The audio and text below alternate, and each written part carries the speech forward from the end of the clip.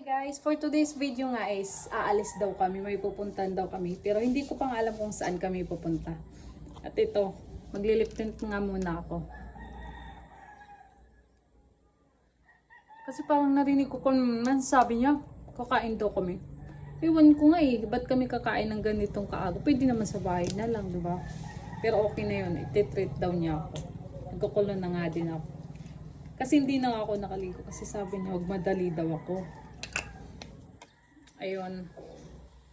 Tsaka magsusuklay nga lang din. Oh my God. Bulbul na yung buhok ko. Kung nga ito muna baka naman kasi pupunta kami sa mall or kakain nga talaga sa labas. Kaya susuot ko muna ito. Ak inig, susulot kayo para naman maging tao ako. Butik lang.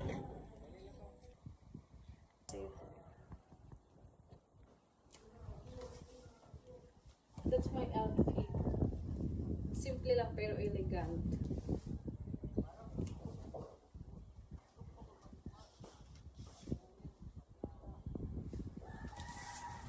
Uy guys, mag-video nga pala ako mamaya pag ando na kami or kung saan tapunta.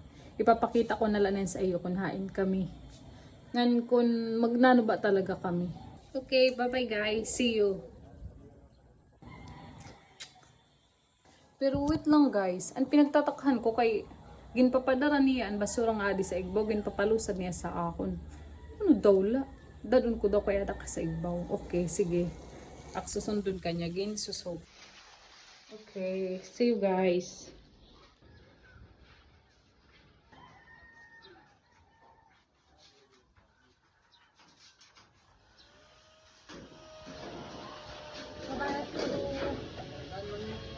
Din ako no kami.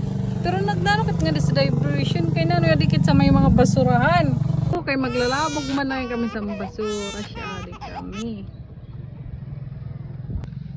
Oh my God. Guys, adi na nga ni kami nakuli. Sobrang na nai-stress nga nasinagod man ako guys. Kaya rin ngayon kami mapakadto sa mall or makaon kayo nga tuwing kami sa basura. Naglabog ngayon kami sa basura. Wala pa siya sa pagsugad.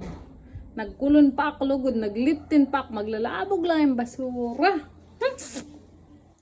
Gigil mo ako.